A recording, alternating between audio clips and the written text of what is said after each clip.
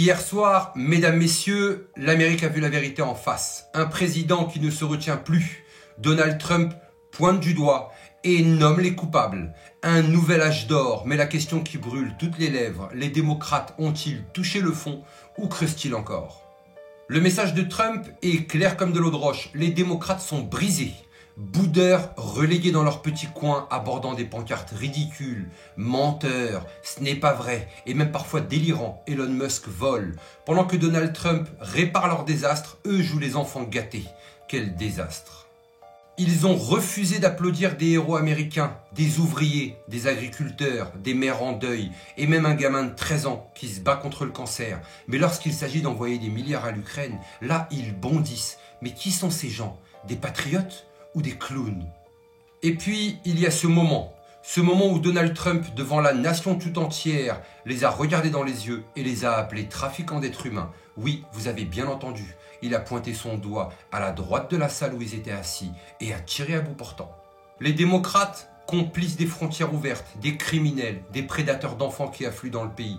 Et eux, ils sont restés là assis, figés, pendant que Jasmine Crockett partait dans une tirade hystérique contre une guerre imaginaire contre le Groenland et le Danemark, obsédé par Poutine. Mais posez-vous la vraie question, est-ce que les médias vont-ils en parler ou vont-ils encore fermer les yeux sur ce cirque? Trump et les républicains compétents, déterminés et pro-américains. Les démocrates incompétents, irrationnels et anti-américains. Hier soir, ils ont montré qu'ils n'étaient pas sérieux, qu'ils ne méritent plus de gouverner, plus jamais. Et Trump ne mâche pas ses mots. Nous éliminons les trafiquants, les criminels. Nous faisons venir des gens brillants. Nous créons des emplois. Ça, c'est un plan. Ça, c'est une vision. Pendant ce temps, les lubies woke des démocrates, des milliards jetés par les fenêtres, des logements pour les clandestins, des bourses DEI en Birmanie, des circoncisions au Mozambique. Et tenez-vous bien, 8 millions pour des souris transgenres. Pendant que les Américains moyens n'arrivent pas à payer leurs factures, ils jettent l'argent du contribuable par les fenêtres. C'est ça leur priorité? Mais au-delà des coups, il y a eu de la lumière. Trump lit une lettre de Zelensky prêt à négocier la paix. Trump nomme DJ, un gamin de 13 ans atteint d'un cancer, membre honoraire des services secrets, pendant que LCI ose le représenter comme membre du Ku Klux Klan, lui offre le rêve d'un gamin. Mais qui est réellement Trump?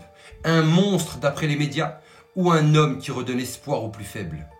Et puis, il y a les promesses. Il parle d'un pipeline en Alaska, de reprendre le canal du Panama aux Chinois, de faire un Golden Dome. Il parle d'aller envoyer le drapeau américain sur Mars. Vous entendez ça? Sur Mars.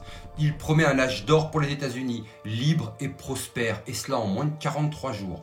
Qui d'autre a réussi à faire cela en moins de 43 jours? Qui ose avoir un rêve aussi grand? Mais regardez plus loin. Trump parle de reprendre le Groenland, de ressusciter l'industrie navale, de faire plier la Chine, l'Europe et l'Inde dès le 2 avril avec des tarifs douaniers. Il parle de mettre fin à cette guerre insensée en Ukraine où des millions de morts et des milliards sont déversés. Mais pourquoi faire? Pour faire plaisir aux démocrates et ces va-t-en-guerre alors que les villes américaines s'effondrent? Et pendant ce temps, en France, quoi? Macron nous sort encore ce même baratin creux. Responsabilité, solidarité, effort, traduction, plus de taxes, moins de liberté et une soumission totale à Bruxelles. D'un côté, Trump promet un âge d'or que personne n'a jamais vu. De l'autre, Macron masque le naufrage. Qui inspire, qui désespère. Et ne me parlez pas de justice. Trump l'a dit lui-même, le système judiciaire est tenu par des lunatiques radicaux. Il veut des rues sûres, il veut des embauches sur le mérite et non sur la race ou le genre. Il veut des éducations à l'école qui apportent la fierté et non la honte. Et les cartels mexicains, il leur déclare la guerre. Pendant que les démocrates paniquent et la Macronie s'enlise, lui, Trump, nettoie le marais. Mais dites-moi, qui préfère réellement des criminels aux citoyens? Et qui préfère des idéologies tordues à une grandeur nationale? Mais voilà la vraie question. Et nous, sommes-nous prêts? Sommes-nous prêts à dire stop à ces milliards jetés dans des absurdités woke pendant que les frontières s'effondrent? Sommes-nous prêts à dire stop aux bureaucrates avec leurs pancartes hystériques et leurs serments creux? Maintenant, c'est à nous de choisir. Sommes-nous prêts à suivre cet élan ou à continuer à vivre sous des démocrates ou leurs cousins macronistes qui nous tirent de plus en plus bas?